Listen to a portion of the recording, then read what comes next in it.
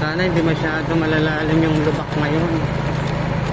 Kawawa yung motor ko, baka mag-crack yung makina niya. Mainit kasi siya guys, yung makina, tapos biglang sisisid sa mga lubak na malalalim.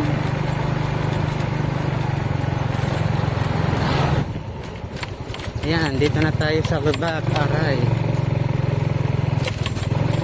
lubak na to.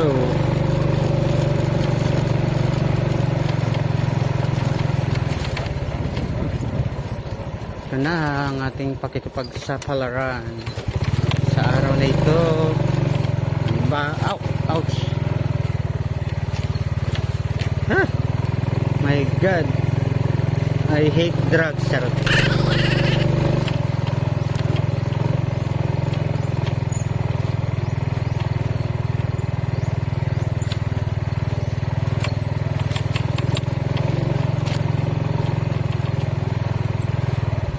Ouch. Mahaba pa naman ito na lubak dito. Kakaloka.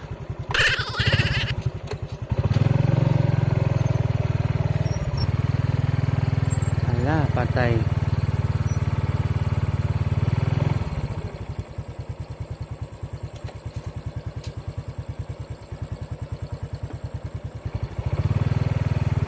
Yan na lang talaga sa gitna.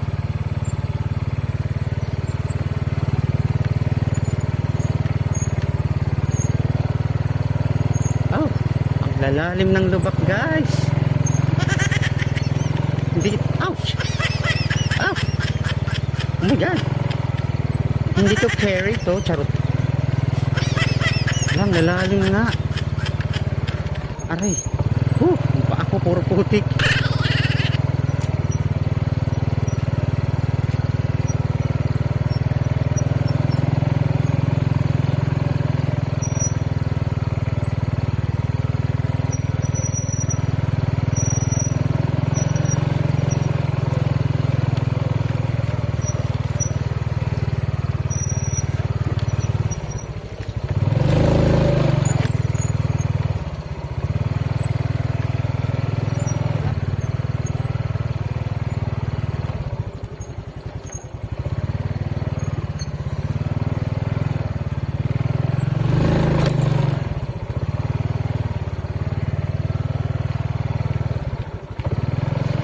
Kalagay good man. Diyos ko, parang ang ganda ng buhay ng mga tao dito. Kahit mahirap, sariwa lahat.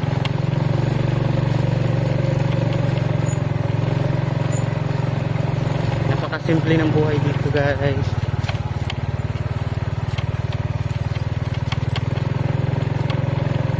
Mahirap kumita ng pera, pero hindi naman gaano kamahal yung mga bilihin. Wala kang babayarang upa ng bahay, tubig, kuryente lang.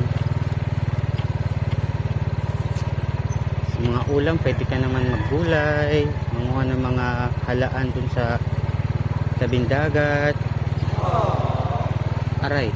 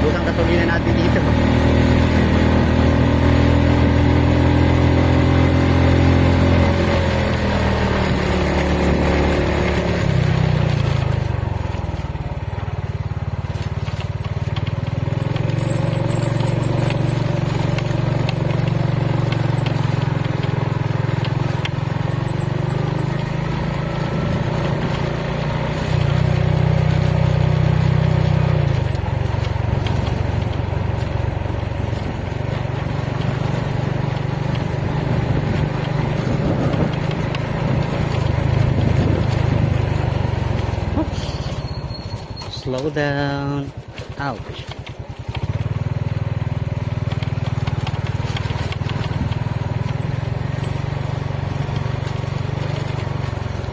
Curve siya guys. At palusong. May mga bahay pala dito. Dalawa. Yun, napakatahimik ng buhay nila dito. Okay naman tumira sa mga ganito guys pag meron lang talaga kuryente, kasi yun ang naman kailangan ko eh. Tulad dun sa fish pond na tinitira namin, liblib talaga siya guys, pero meron kami kuryente, may internet, may digital cable, ito siya, may Netflix, ayun, hindi boring kahit liblib.